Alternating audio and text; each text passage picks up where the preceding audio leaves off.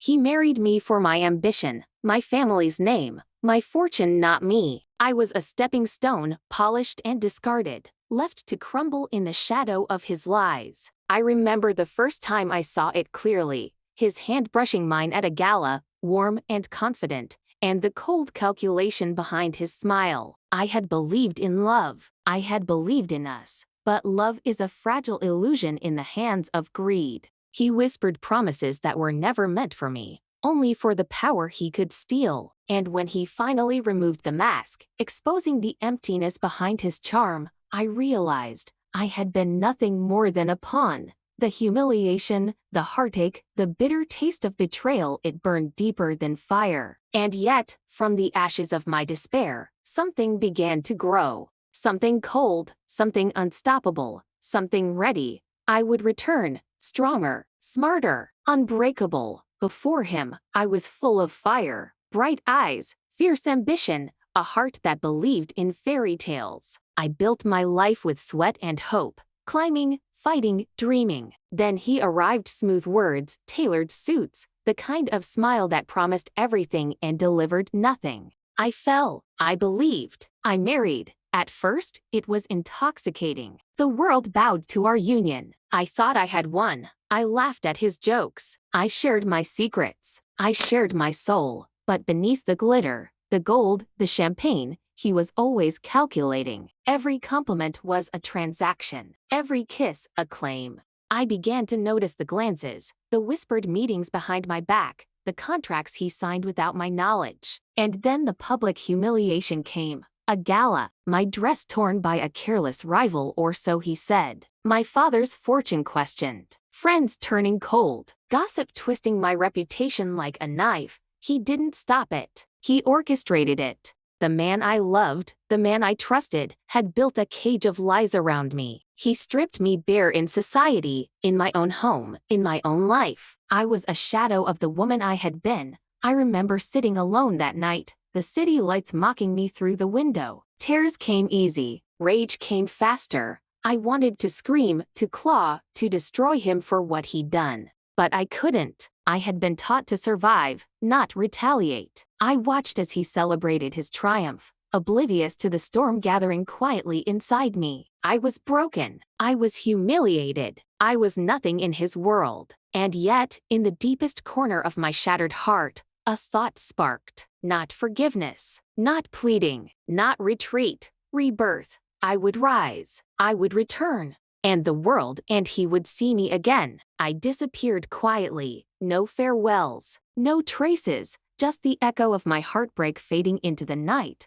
I rebuilt myself from fragments, not the woman who cried in silk gowns or trembled at whispered lies, but a woman who knew her worth, who sharpened her mind like a blade, who turned pain into power. I studied. I traveled. I mastered things he never imagined I could. Finance, strategy, art of influence, everything became a tool. I learned to read people, their desires, their weaknesses, their fears. The girl who once trembled at his approval no longer existed. I grew stronger in silence. My heart healed slowly. Each wound transformed into a lesson. I smiled again, but differently. Not naive joy, but quiet confidence, the kind that makes people notice and underestimate at the same time. And the world seemed new, waiting for someone who had been forged in fire. I discovered doors that had been closed before, opportunities, allies, power. Every small victory felt like a drumbeat inside me, a rhythm announcing my return. I became invisible and unstoppable.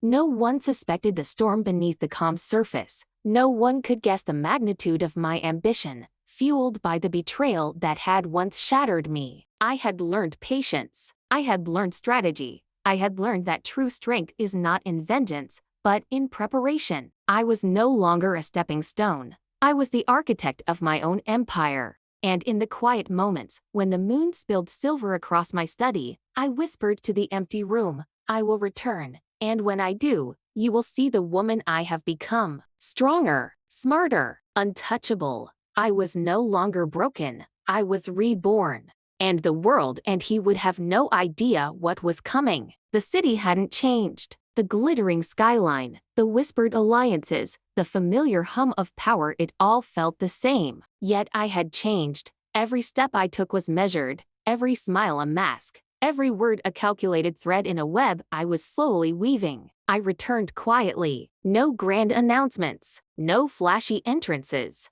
I rented a small, elegant office in the heart of the city. From there, I watched him, the man who had used me, move through life, confident, arrogant, blind to the storm gathering around him. I learned his new habits, his new friends, his new weaknesses. I listened more than I spoke, smiled more than I laughed. The woman he once discarded would never show herself to him again.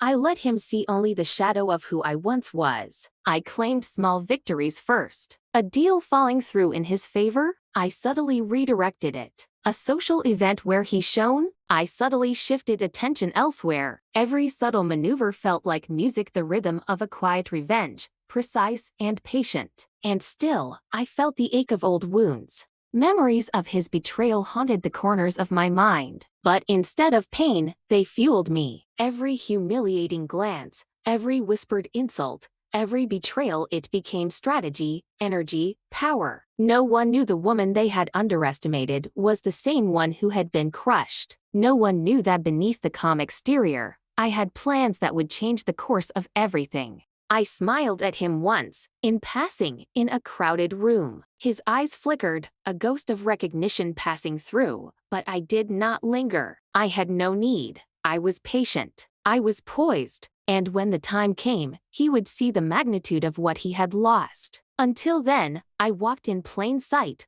a whisper of elegance, a shadow of confidence, a quiet storm preparing to rise. The moment came quietly. No dramatic confrontation, no shouting, just a series of moves he never saw coming, each one precise, deliberate, unstoppable. I struck where he was weakest. Pride, a board meeting, a partner's loyalty subtly shifted, a contract quietly reversed. He noticed the changes, the losses piling up, but could not trace them to me. He had underestimated the woman he had discarded. He came to me arrogant, confident, smug, expecting the frightened girl he once knew. I smiled, warm, calm, unbroken, and in that smile, he glimpsed a shadow of the storm he had unleashed years ago. It unsettled him, though he could not place why. I whispered truth into meetings. Not lies, not slander, only facts, presented with elegance and certainty. People listened. They followed. Alliances shifted. Power changed hands, and he was left stumbling in the tide he thought he controlled. The city that had once humiliated me now witnessed my subtle ascendancy. I did not crush him. I elevated myself. Justice was not cruelty. It was the quiet revelation that the woman he had broken was now untouchable. He reached out, begged for explanations,